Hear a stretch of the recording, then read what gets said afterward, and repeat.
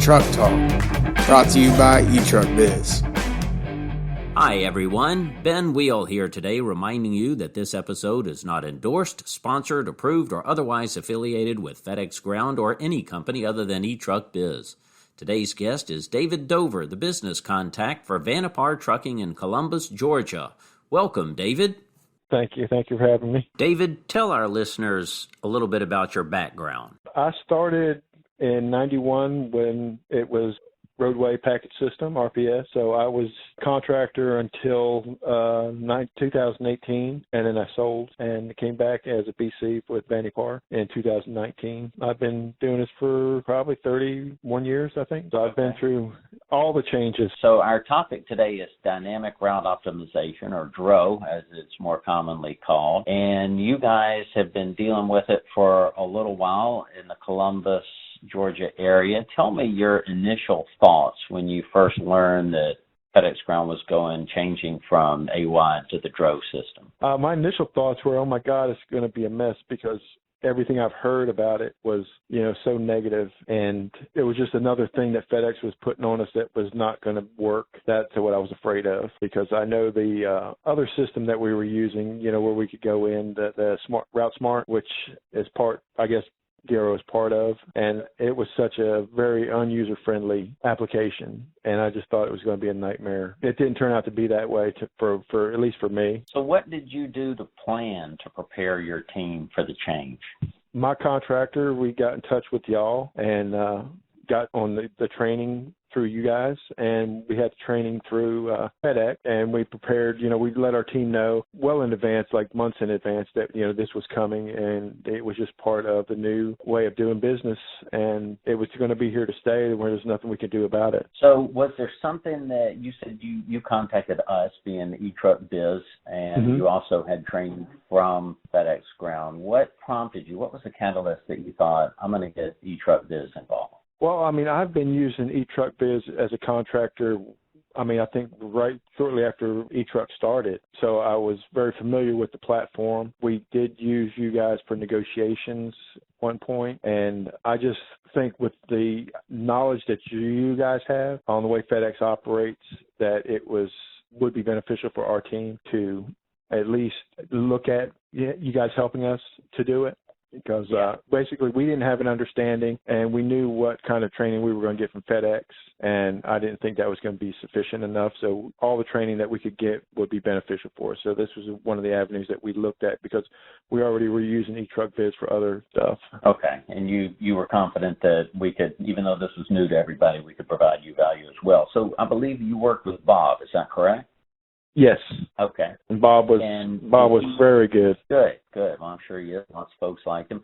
What did he do to help you prepare your team for this change? He gave us some pointers on, stuff to maybe talk to them about, to try to get them to understand what the whole process was going to be like, that, the change was inevitable, and try to get them to understand that.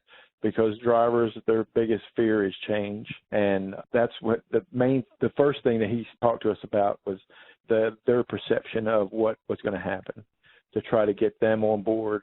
And if we can get them on board and buy into the concept, then when we went forward, it should be a little bit easier. So it was a mental challenge of just getting the team on board, because drivers, like most people don't like change, right?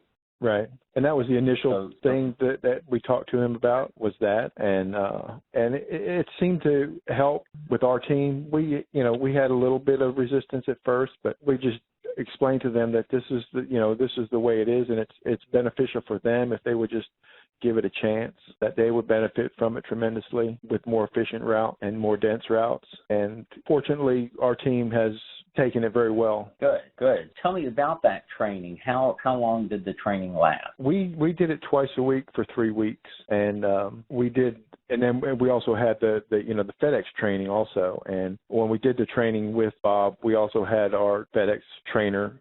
She was on there too. So everybody was involved at one time when we were doing this.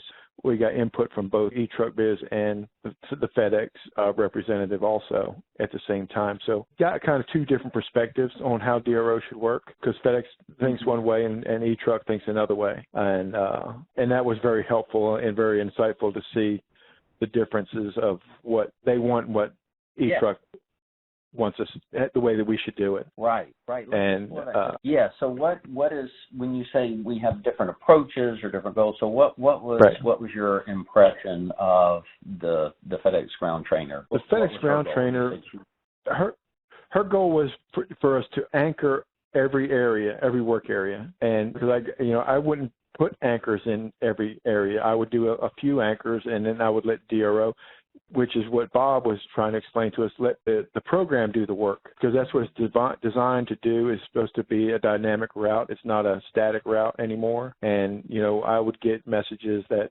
hey, you need to put all your anchors in. And I just wouldn't do it, because I believe Bob's approach was more efficient for us to apply some anchors and then let DRO decide how to run the routes, and then you can make adjustments. And also, Bob suggested to not just have a static route, to do your routes according to how many stops you were going to have, where we have 10 or 12 plans as opposed to some of our contractors in our terminal that have maybe just 4 plans, because we go by how many stops a day we're going to have, what plan to run. And that has worked tremendously for us. Instead of just taking it and saying, Yeah, go ahead. I'm sorry. Instead of just having the static routes every single day, no matter how many stops you have, you're going to run, like, if I got 100 stops, I'm going to run 10 trucks every single day. We got away from that, where say if we had 100 to 150 stops, we would need 2 trucks. If we had 950 to 1,050, we would run 10 trucks, and we would do different plans for those stop ranges. So when I see at night how many stops I'm going to have, I'd instantly go to that plan. Okay.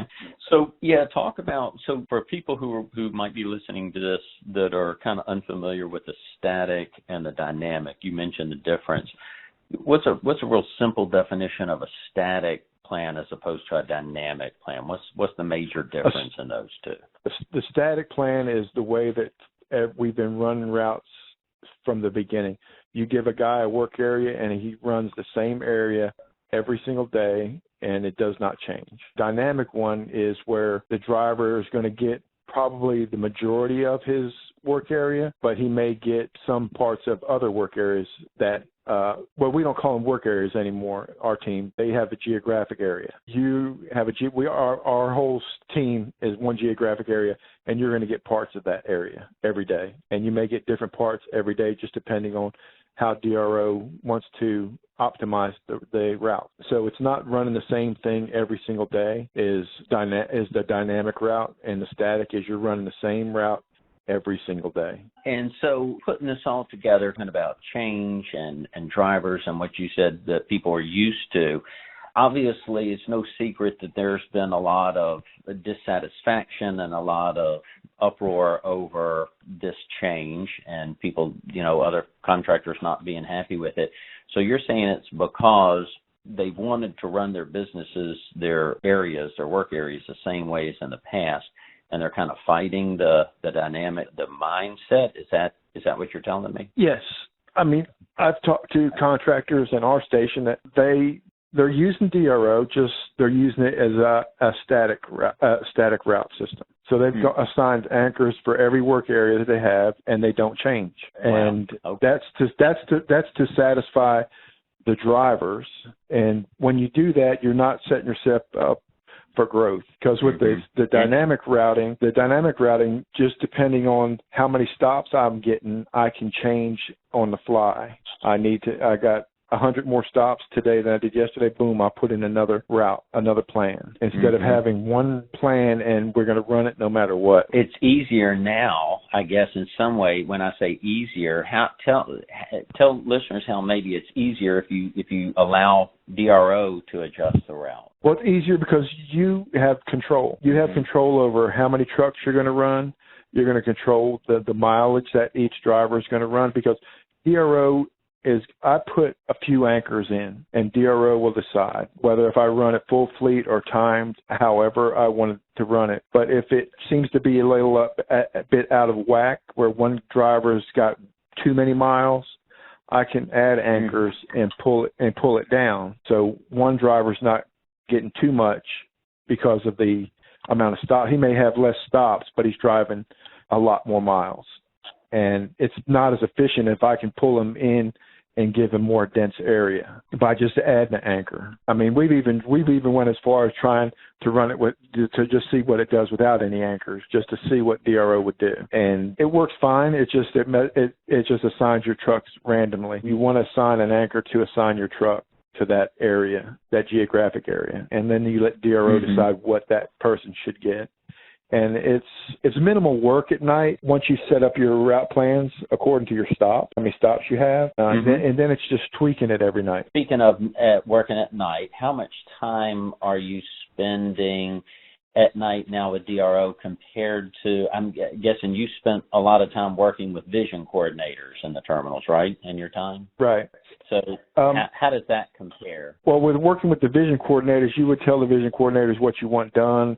The problem is you hope they would do it. It's more with AWOD, it's a general area that you're getting a larger area that you're optimizing into a route to put vision labels on it. So with DRO, the way it visions it is it's going to take like your 1,000 section. It's going to put only so many packages that'll fit in that section, and then it will move it to the next section. But with AWOD, you would say, oh, okay, I want this in my 1,000 section, this area in 1,000. But it may carry over into your 5,000 section because you have so much stuff. And then everything just gets a little bit out of whack in your truck. Where this one, that you know, my 1,000s are here, and it's in the 1,000 section, and then I'll go to the next section. It's not going to overflow so badly into another section of the truck. Where AWOD, it would be 1,000 that you told that driver, I want this in 1,000 section. It may be 50 packages, and 50 packages just won't fit in 1,000 section. And now with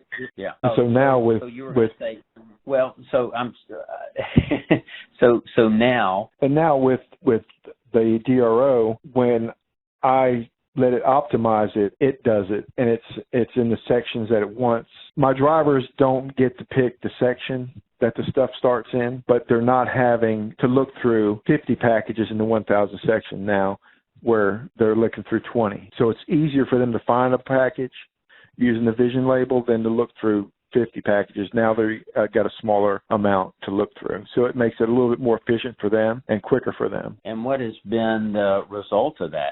Have the drivers kind of come around by now? Are they saying it's a little bit easier to find the packages where their stops are? Yes, it is, but they still have a difficulty in understanding that, you know, your 1,000 section is going to run over into your 2,000 section. Because some of them still have that mentality is, well, this should all be in my 1,000 area of my route, because some of them still think a static route, this should be 1,000.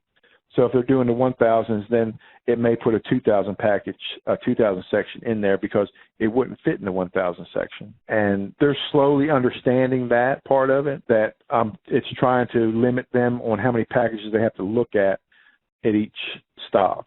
So it's just kind of, again, understanding that the packages may not be in the exact section where they used to be, but so Correct. How would they know to look? How does the DRO system tell them now that packages may be in a different area? Well, because with DRO, if you look at the scanner, it lists your stop in your manifest is in your scanner, and that's how DRO thinks you should run the route. And it goes down. You can start, and everything, if it's a step van, will start in the 1,000 section and then go to your 8,000 section. If you're in the box trucks, it will start in 8,000 and you'll go to your 1,000 section. So all of your stops you'll finish one section at a time is basically the way it is now. You'll do 1,000 section, 2,000 section, 3,000 section, 4,000 section. That's how it optimizes the routes. I see. Okay. And are your routes, are they mostly rural? Are they mostly city or a mix? Ours is rural. Okay. So it hadn't, you don't have to compare it to to the city routes too much because y'all are mostly rural. Have the first noticed, have there been any time saving yet or not yet? Yes. How has that gone? Yes, tell us about time saving and miles savings gone down. But we had a meeting a couple weeks ago, and we were discussing that because we brought up DRO, and I asked the drivers, I said, prior to this system, has your miles gone down? Because the stops have gone up just because the business has gotten better, and that's what they were talking. Most of my drivers were talking about. Well, I've got this many stops, and I've said, but how many miles have you decreased to do that stuff? And they've all finally realized that they are driving less miles. They may be doing more stops, but they're driving less miles, so they become denser and not driving as many miles. And they all have agreed that, yes, they're driving less miles now. And how many drivers do y'all have using DRO now? We run 10 to 11 routes a day. Sometimes we'll go to 9. It just depending on what the forecast is for the next day. If it's 8, if the stops are for 8 trucks, I'm gonna run 8 trucks. If the stops are for 9 trucks, I'm gonna run 9 trucks. Or if I can get away with doing 8 when it says 9, I do that, because I'll run multiple plans just to see how it's gonna work out with 8 or 9. Because just because DRO says 9, the informed optimal is what you got to try to meet. If I can do it with less than that, I'm doing it with less than that. If I can do it with less than 10, because we were normally running 10 trucks every day, and now there's days that we run 9 trucks, because I'm more conscious of what I have going out every day, because I get to see it every night. So, and that's where the dynamic comes in. Have you translated that into any kind of dollar savings for Vanipar? We have not yet looked at those numbers yet, because I think we've been doing it for a month and a half. But I know our fuel costs have gone down because we're driving less miles, and the fuel costs have gone down themselves. But our mile savings, we're saving miles, and the drivers are now getting to the point where their hours are coming down, because I can design the routes for so many hours a day, and DRO is going to work within that parameter. If I put it to work with the timed, it's going to, say if it's 8-hour day, it's going to try to make that driver give him an 8-hour day. It doesn't always work that way, but it tries to get as close to it as it can. Right. I mean, go ahead. Yeah, I was just going to say it's not an exact parameter yet, but it's getting closer and it's improving. Is that what you're saying? Yes. And as we use it more and more, as we get better at using it, then we'll become much more efficient at using it, and our operation will become more efficient. And it's just a matter of time of using it. And I would recommend to anybody that does DRO to get away from full anchors, because that's the old way of thinking, and you got to go to dynamic. Drivers are not going to like it at first, but they'll get used to it, and they'll understand that you're saving them time and miles. Yeah, so what you're saying, though, to be clear, that they won't like is they'll be going into different neighborhoods, different streets, and they're used to doing the same streets over and over every day. And now if they'll just trust it and be prepared to go into some different streets and routes and neighborhoods, that ultimately it'll be more efficient on their day. Is that what you're saying? Yes.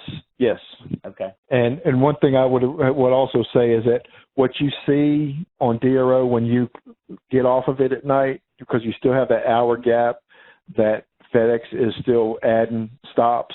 So if you do a dynamic route, you don't know ultimately at the end what stops are going to be assigned to a particular route that day. And when I started, I made the mistake of looking at what I looked at night and thinking that's what it was going to be in the morning. And a driver would come to me and say, "Hey, this is not my stuff." And I would remember that it wasn't on your route when I closed it out that night, when I quit looking at it. And I would say, well, you're right, that wasn't on your route. But now I've just said that's what DRO has decided, that you should run that today, instead of thinking about what I see at night to what I actually get in the morning. Because that was the problem I had at the very beginning with drivers getting stuff that wasn't in their normal area, and I would not see it in their area at night when I closed out DRO. And I would say, well, no, I don't remember seeing that in your on your route plan for today, so it needs to go to so-and-so.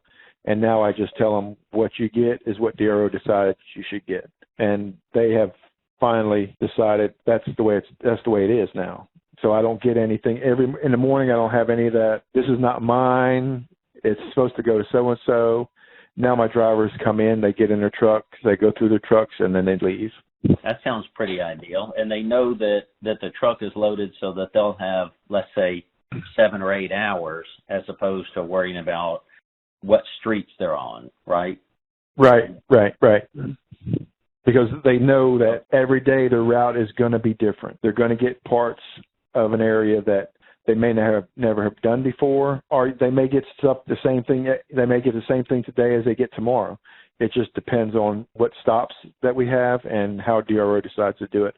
But all of my drivers now are they know what they get in their truck is how DRO decided to optimize the routes and to make them the most efficient as it can. It's not a perfect system, but it's what we got to work with.